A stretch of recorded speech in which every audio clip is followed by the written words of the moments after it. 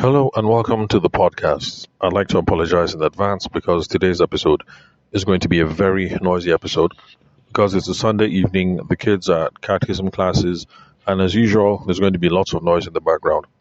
Apart from the construction site, there also is like some marching band practice going on in the school next door, so there's going to be a lot of noise. So hopefully, the microphone is going to be able to cut out all this noise. But just in case you hear any stuff, that's where it's coming from. Now, today on the podcast, I want us to talk about validating business ideas. Now, some of you hear validating business idea, and you're wondering, like, what does that mean? Okay, I understand I use a bunch of grammar on the podcast, so let me just break this down. Now, validating is the process of trying to figure out if something is true. Yeah, yeah. Validating is just trying to figure out if something is true. Now, when we use that in a business context, not a philosophical context, what we're trying to find out is whether this business can work, whether this is an idea that people want, whether this is an idea that people pay for, whether there is demand behind this idea. Because it doesn't matter what it is we think, no matter how wonderful, how beautiful, how noble, how whatever. If people ain't paying for this thing, then there is no point starting the business. So, let me give an example. This one is a little bit cyclical because, I mentioned like 2 or 3 episodes ago about how my parents were, village kids. I grew up in the village, like proper village, like thatch roofs. So there was a certain time in Nigeria when everybody was moving away from thatch, like raffia palm for roofing, and people were moving to zinc and all these other things. So if you are in the business of doing raffia roofing back in those days, I sorry for you. You're on your own. Oyo is your own. Like no progress for you because your skill is thatch roof making. You know, that is your skill, that is your life, that is your whatever. And sincerely, you believe that thatch roofs are the best. Yes, of course, they catch fire easily, but the thing is, apart from that, they keep out rain and then they also keep out heat better than the modern roofing systems. But unfortunately, there was just a certain time when these things fell out of fashion. So if you were in the business of thatch roof making or supplying thatch, you had to go and do something else. But now the pendulum has swung in the other direction. And I hear that now people who can make thatch roofs, they fetch a significant amount of money because, some people like how will I put it? Some people just like that, that more rustic look. Like even hotels, for instance, in Abuja, some of them by the poolside, you have a small, you build a small something and then you put a thatch roof over it. And so those people are they're hard to find. And so right now, this is a skill that costs a lot. I hear that they charge millions and millions and millions now. People who can make thatch roofs. So it is something that is now in demand and it's something that you can validate as a business concept. So 20, 30 years ago, you couldn't validate it because everybody in Nigeria is moving towards zinc. And is it terrazzo? What do you call it? You people who do buildings, you know what I'm talking about. But then now, the pendulum has swung. So if you want to go and start a roof thatching business, a thatching roof business, or whatever it is we're going to call it, yes, that is a business idea that can be validated. So that is what we mean when we say validate a business idea. Show that this business can work. Show that people are willing to pay money for this idea. Show that there is demand. Show that people are interested. Show that the people who are interested actually have money and are willing to pay. So these and many more are some of the things that we talk about when we are talking about validating a business idea. Now, the reason why we're talking about this today is because I was talking to a podcast listener, and just in case you're wondering, yep, it's you. I'm talking about you again. And this particular fellow wants to start off a business, and the idea that he has in mind is on training people how to speak Yoruba whether training people how to speak Yoruba online or physical classes, and he was wondering whether it was a good idea. So when the guy reached out to me, I told him the same thing that I tell everybody else who asks me. And just in case you're curious and you want to ask me, I'm letting you know what the answer is going to be right now. If anybody reaches out to me to ask me, what do you think? Is this a good idea? My answer is always, how am I supposed to know? Am I the target audience? Don't ask me. Look for the target audience and then ask them. They are the people who are going to be able to tell you what's up. Because I've been doing this long enough now to realize that, it's not about me. There's some ideas that people tell me and I say, what? This thing would never work. In Nigeria, this thing would never work, like Airbnb. For a long time, I said Airbnb in Nigeria is rubbish. That Airbnb will work in America and in the UK. This thing will never work in Nigeria. But lo and behold, Lagos and Abuja, people are putting their apartment on Airbnb. In fact, in my neighborhood, some people they vex say one of the landlords has put his house on Airbnb. So every once in a while, we wake up and we see some kind ruffians, some scruffy-looking fellows, you know, coming to rent his place. So it's not about me, it's about the target audience. Because if you had left it to me, I would have advised Airbnb, I would say stay out of Nigeria, that you can't work in, this thing will not work in Nigeria, this thing will not work in Ghana, this will not work in South Africa. If anybody had asked me, I would have said that with my full chest. But lo and behold, Airbnb, I think they work in Nigeria and in South Africa, where I don't know about Ghana. So when people ask me, do you think it's a good business idea? The answer is, I don't know. You shouldn't be asking me. Except if you think that I am the ideal customer. I match the ICP, the ideal customer profile, the target audience. So I told him the same thing that I tell everybody else, which is, who are the people that you think need this service? Who might be interested in this product or service? Go and ask them. And by the way, for those of you who have been hearing me advertising my offering, which is how to start your business in 3 easy steps, especially for those of you who have 3, 4, 5 business ideas, you don't know which one to start. And I say, reach out to me. Let's pick the right one, and then let's validate the business idea. This is exactly what we're going to run through. Us validating the idea doesn't mean I'm going to give you an answer. It means we're going to come up with a plan. All right? And part of the plan means we're going to come up with a list of people to talk to or segments of people we need to approach. Then we'll come up with a plan for how we are going to approach those people, whether we'll talk to them in the flesh, or whether we'll make phone calls, or whether we'll send WhatsApp messages, or whether we'll send emails. And then we'll come up with a plan to systematically start talking to all of these people. Unfortunately, this is the only way we can validate a business idea. If any of you was looking for a shortcut, I am sorry. Now, in America, there are some companies that are making a killing right now, talking about synthetic audiences. Now, the idea behind the synthetic audience is this: because it's expensive to do customer research, customer sampling, and stuff like that. It's expensive and time consuming. There are some people that have a thesis that you can use AI tools to create computer models, and then you can just ask the computer models of potential customers. Then you can ask the AI tools questions. You can interrogate them, and supposedly they're going to give you good data about how the actual audiences might respond. So, for this guy now who wants to start this business about coaching, teaching people Yoruba online, and by the way, my honest response, I thought it was a bad idea, but cliffhanger, just wait. By the time we get to the end of the episode, it will surprise you. Because if you had asked me, I would have said, bad idea. Nigerians don't pay for this thing. But like I said, cliffhanger day. Let's keep listening. So, where was I now? So now for this guy, the people who are behind creating synthetic audiences, they believe that you can create a computer model about Nigerians, and so you can ask the model a bunch of questions, and then the model is going to be able to let you know that yeah, Nigerians are interested in this kind of thing, blah blah blah or whatnot. Now, I don't want to sound like an illiterate somebody, but maybe because of my background in sales, I don't think we are there yet.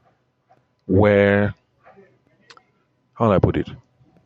Okay, now I'm from a certain generation, granted. But I am one of those people who still believes that how we can use data is to interpret what is going on, not necessarily to predict. So, if you have done actual research to measure people's need for languages or how many families don't speak Yoruba again, and blah blah blah stuff like that, and then you collected those data from actual human beings, I'm one of those people that believes that we can use AI to interrogate that actual data and come up with some predictions. But to say that we'll take AI and then start creating models on our own based on what? And then we'll start issuing the AI queries, and then it will give us reliable information. I don't think we're there yet. But anyway, just in case you're curious about this sort of thing, I think they call them synthetic audiences. So just go and do some research. And by the way, if you're a listener of the podcast and you're based in Nigeria and this is your business, you're one of these companies that creates synthetic models for people to do business research on, please reach out to me. I'd like to have a chat with you. Let me know exactly what it is that is going on. You might be the one to educate me and enlighten me and bring me to the truth. So, unfortunately, for this guy who wants to teach people Yoruba, this is the only way we can validate this business idea. So, it's going to be some legwork, some phone call work, some WhatsApp typing on your thumbs work, some sending email work. That's how we're going to have to validate this thing.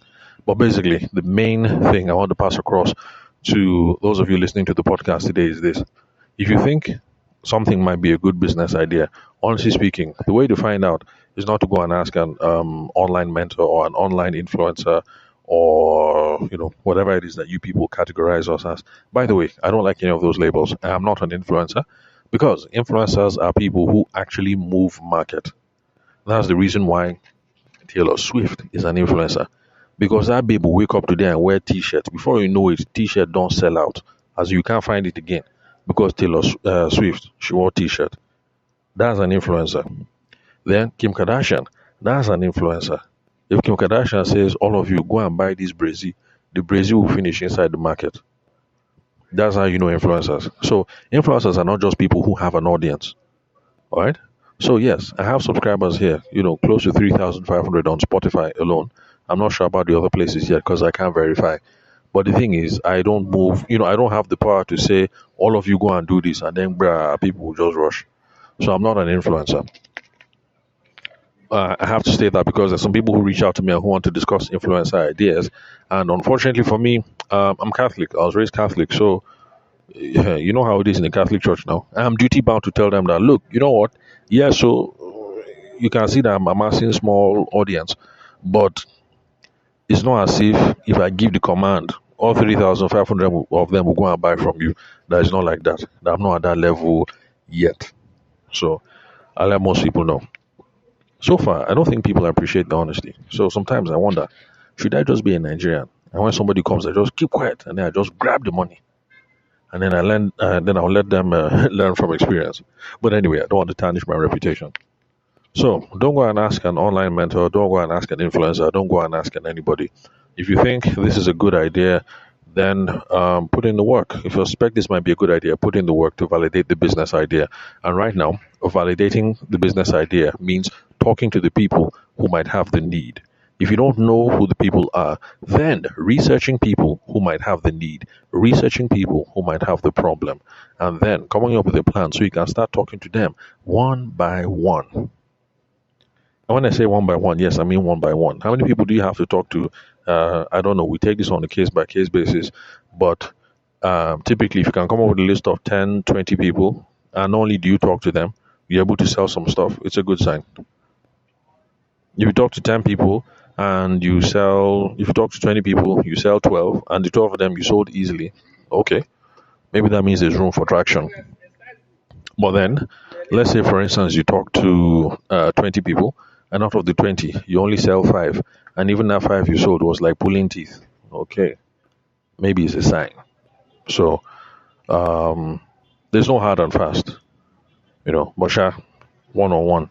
Now, the problem with doing this thing as a group, because I have one customer who wanted to validate the business idea by talking in the group, and I told the guy that look, this group thing, I understand because this guy he's a tech bro, and you know how they like to do in tech now. They always like to be efficient, economies of scale, this, that. So he was thinking, kill 50 birds with one stone. And I told him, look, this is what's going to happen. Because in sales and in marketing, we already figured this out. There's something that is called groupthink. What happens is somebody who is smart, who is charismatic, who is charming, who is the leader of the pack will stand up and say something. And everybody will say, oh, yeah, that sounds like a good idea. That sounds like a good idea. And before you know it, you have not gotten the opinion of anybody else.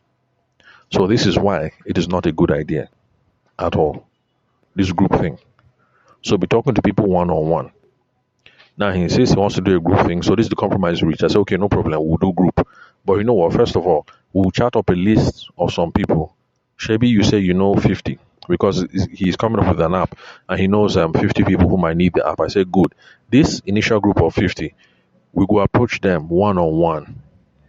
When we approach them one on one, from those 50, we'll have an idea of the key themes that are involved in this your app, the key problems that are involved, the key challenges, or the key vision that people are, the key vision that people have, the key problems that are trying to solve. Like we'll get some some main things from talking to these 50.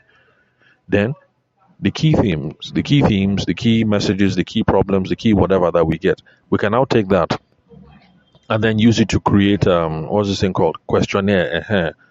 Online questionnaire, and then now blast the online questionnaire to everybody else.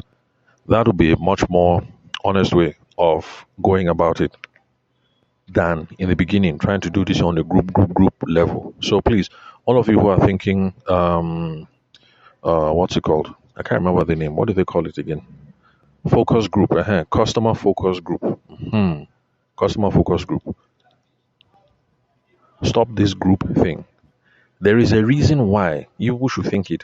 There is a reason why customer focus groups were very, very popular in the 70s, in the 80s, in the 60s, but they are not popular today. There is a reason why. Because groupthink moves a lot and it will color the results you get. The results will not be accurate.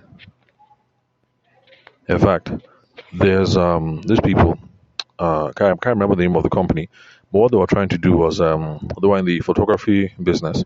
They wanted to create an alternative to photo frames, and so they were trying to get into the market. They were doing what's it called? This group thing I just mentioned now. I should have written it down. Customer something survey group, probably. I can't remember. And they wanted to find out the opinion of people on these things, and they went in there and they started asking people, "What do you think this thing is worth?" And they started running into all kinds of problems because somebody will stand up and say a figure. Once the person has said a figure, it has colored everybody's perception. Then they tried coming about it in another way by going up to the to the groups and then talking in terms of iPads. So they'll say this is an iPad. It does this. It does this. It does this. It's worth so and so. What do you think this is worth? And even that was still giving them issues. But at the end of the day, where they were able to get real data for this thing was actually when they actually started trying to sell copies. They say this is the thing. It costs so and so pounds. You buy or you won't buy. That's when they started seeing the real thing.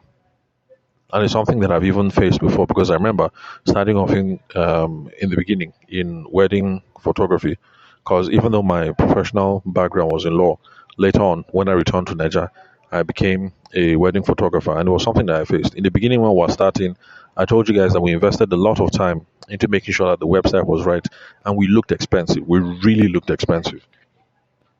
And whenever I was talking to people that how far, what do you think? What do you think? What do you think? People would say, correct. 400k, 400k, 500k.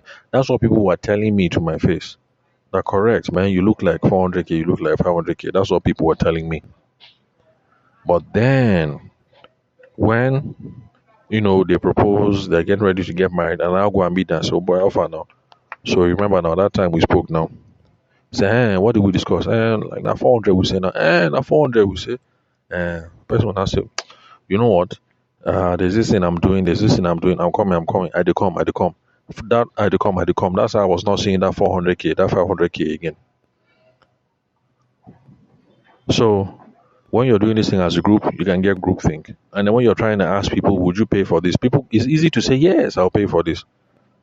But then when you try and sell something to somebody and say this thing is here, the thing costs 400k, it is then you will see their true mind. Those people who think it is expensive, they'll say 400k for what? That wish might be serious. The people who think it's a steal, they'll say, 400k. Please, your account details. Can I pay a deposit of 300k today? I'll balance you next week.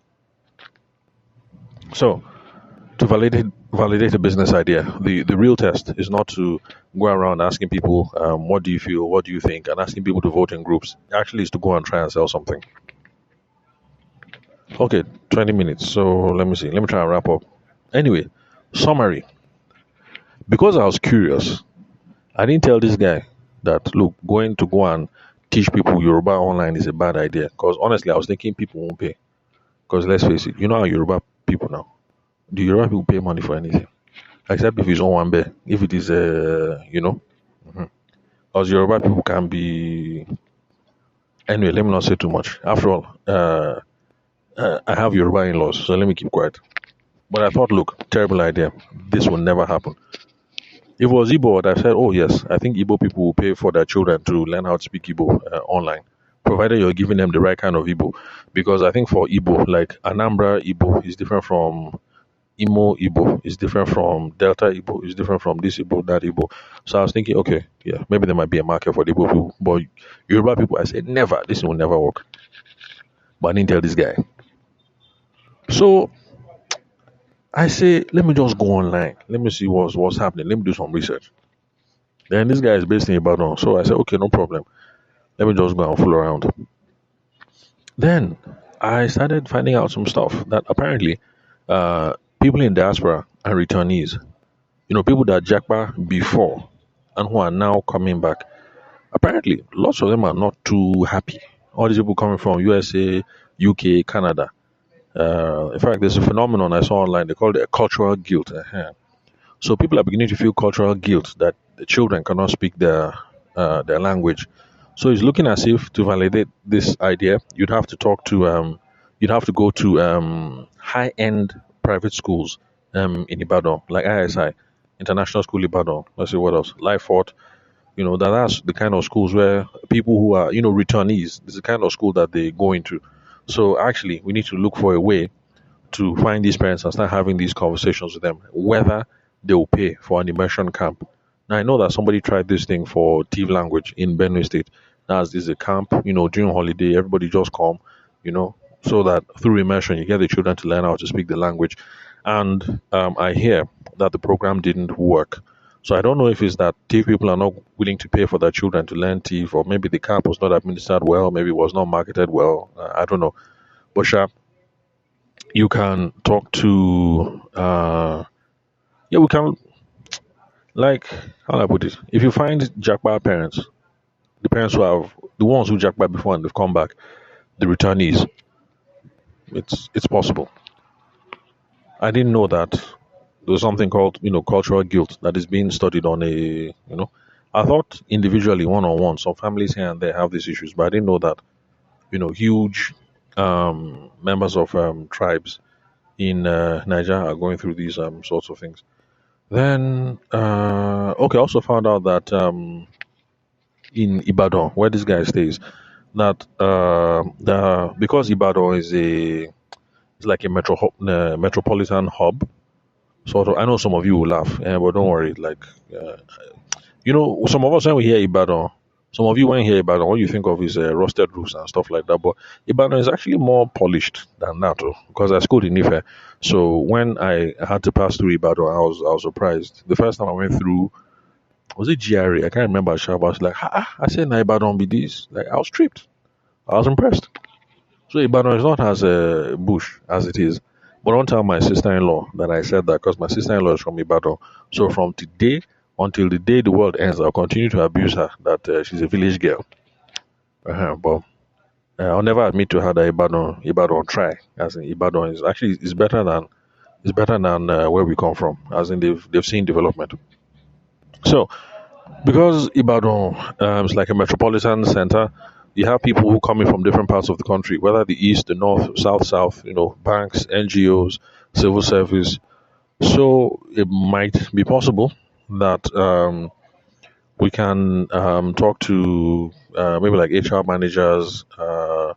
Let's see what else, or be looking for non-Yoruba professionals in areas like Bodija or Akala Express. All these areas, and yeah, we can find people like that and start asking them whether, for instance, knowing Yoruba affects their ability to, build rapport in a business context.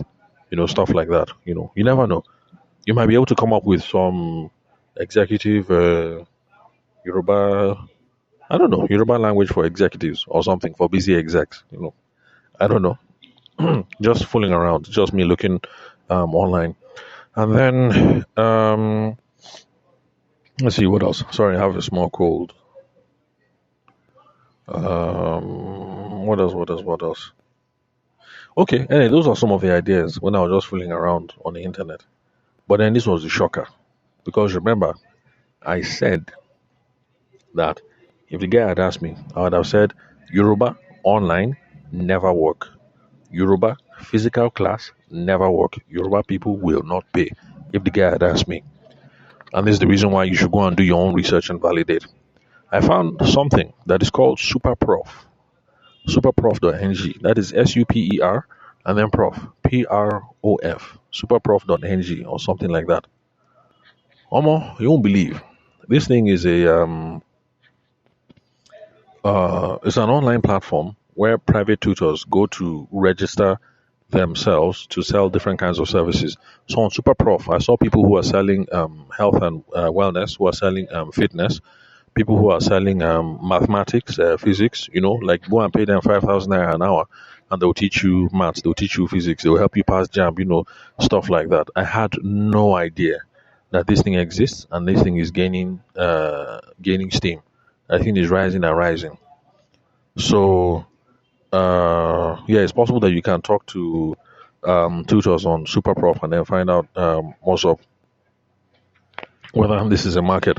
But the thing that surprised me was if you search Yoruba tutors under SuperProf at the date of this recording, there are currently over 100 Yoruba tutors listed on the platform. And they charge anything from 3,400 naira per hour up to 5,000 naira per hour. Can you people see what I'm saying? That if you had asked me, Tavishima, what do you think? I would have said, forget this thing, that there's no room for growth, that Yoruba people will never pay. Meanwhile, there is a website where people are already paying tutors for Yoruba. They're already paying them, where did I write it again? Between 3,400 per hour and then 5,000 naira per hour. So the scope that some of these tutors are using, because I looked at some of the profiles, some of them are offering the first hour for free. Now, of course, there's some people that will do the first hour for free and then run away. But the thing is, I'm sure even if you're getting I don't know, maybe a 10% conversion, maybe like you talk to 10 people and then only one agrees to pay. Okay, is that a good conversion? I don't know, but somehow they're making it work. That's offering the first hour for free. So some of them are offering webcam, that's or face to face, where they go and meet in somebody's house. By the way, for those of you who go to people's houses or people's places of work, please, why Niger? So security first. Be very vigilant. Shine your eye, please, especially females. Shine your eye, and then also let people know where you are and then what you're up to, because the things that we see on the news nowadays, like man, it's crazy stuff. So yeah, some of them are offering the first session for free. So that's it. That's one that surprised me, that not only is it a valid business idea, apparently it looks like the thing is growing. And it also looks like this guy already has some competition, because SuperProf is a platform where people who want to teach others Yoruba are already doing it. Now, can you see the reason why you don't go and ask an online influencer or a guru or whatever it is you think we are? We do not know everything. We don't. if you've been listening to this podcast for any length of time, I've already been talking about my approach, my frameworks for validating a business idea. Take the system and apply the system. That's where you find the truth, not asking me my own subjective opinion. Then, apart from Super Prof, it looks like there are also physical centers in Ibadan where people can go and learn Yoruba because there's a Yoruba language center in the University of Ibadan. From what I saw online, it looks like it's near UI Gate. And you can go there to go and receive lessons. Then there's the Pinnacle College of Media, Arts and Communication that is in Ibadan, and then they offer like adult education for professionals. You can also receive Yoruba. You can also receive education in Yoruba there. By the way, don't take what I say as gospel truth. Go and verify all these things by yourself. Then also Lead City University. From what I saw online, it looks like they have a program. Okay, for this is for professionals and bilingual experts. Okay, this one is more advanced, but basically from the things that were throwing around here, can you see that if you had asked me, I would have said nobody will pay for Yoruba education. But it looks as if the business is beginning. It looks as if the business is moving. So, my guy that I refused to call your name.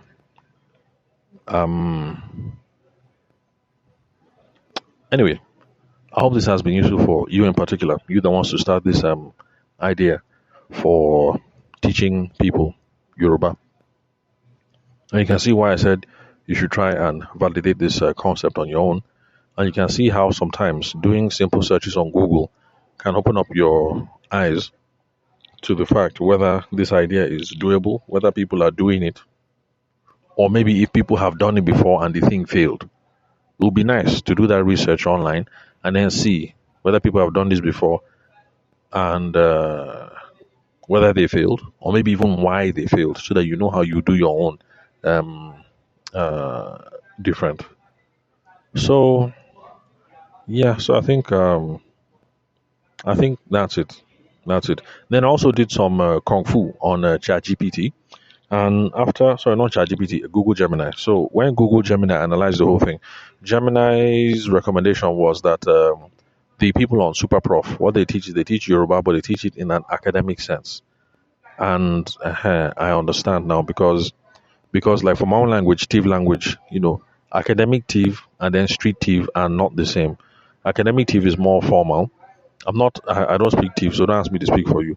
But since I understand very well, I've always known that when we're in church and people are speaking TIV, or when we're in a university context and people are speaking TIV, like lecturer to students, it's very different from when boys and girls are just speaking on the street.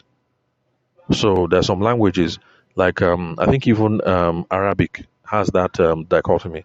So the Arab that you speak in a lecture setting is very very formal and it's different from the Arab that you speak when you're on the streets. So there's some things that languages that have this twofold thing going on. So it looks like Yoruba is like that. So Google Gemini said that what people do on Super Prof is that they are teaching you academic Yoruba, but not necessarily Yoruba on the streets or survival Yoruba, as they put it. So, for those of you who are trying to enter into this market, I guess that is how you can distinguish yourself. To say that, look, if you go through Super Prof, if you go through Leeds University, if you go through UI and all these places, you're going to learn academic Yoruba, but we're going to teach you Yoruba of the streets. If you want to negotiate in the market, if you want to talk to your mechanic, if you want to conduct business, or if you want to talk so that people will feel as if like like you're a native speaker. Now this is what we're going to teach you. We're going to teach you Yoruba of the streets. We're not going to teach you academic Yoruba. Okay, so 30 minutes. Let me bring this to a close. So basically, what I wanted to pass across was this. Before you jump into any business, validate the business idea. To validate it just means you make sure that this business can work. Now, there's no 100% guarantee, but if you can find some people who say it is a good idea, who think it's a good idea, and some people are willing to exchange some coins so that they can receive the benefit of your product, receive the benefit of your service, then it might be a good idea to continue pursuing these things some more. So listen to older episodes of the podcast so you can get more specific ideas around how to validate your business idea. And then what else? There's something I wanted to mention, but the thing just skipped my mind. Um, Anyway, listen to older episodes and you'll get caught up to speed. Then, for those of you who want to start 345, who want to start business, you have 345 ideas, you don't know which one to start, then reach out. Let's select the right idea and then let's validate the business idea. And I've already told you what is involved. Validating the business idea is not me giving you my opinion on whether this idea is good or not.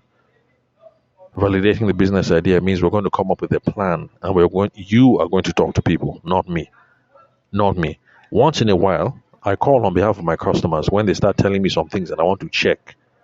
Like there's one of my customers who ran an advertising campaign and the salespeople started complaining that, man, these leads are rubbish, these leads are rubbish. So to check, I started calling myself and I'm glad I called because I now told them that, what do you mean these leads are rubbish? Now these leads are okay. There's no problem with these leads. And we now knew that what we had to do was to work on their questioning framework. They were not starting conversations with people properly. That was the problem, not that the leads were rubbish. So, if you reach out to me, you will do the call. If you're complaining too much, okay, I might make 1 or 2 phone calls to be sure. But you are the one who is going to put in the work. So we select the idea, we validate the business idea, we create a selling framework around it, and then let's begin the whole process of making sure that we can build sustainable businesses. So that's it, and that is all for today. Thank you very much for listening. Remember, if you want to start off your business in 3 easy steps, you need help in validating your business idea, you can call, send me a text message or a WhatsApp message on 080-6466-2140. And what else? Oh yeah, that's it. So you guys enjoy the rest of your weekend and I'll be in touch some other time.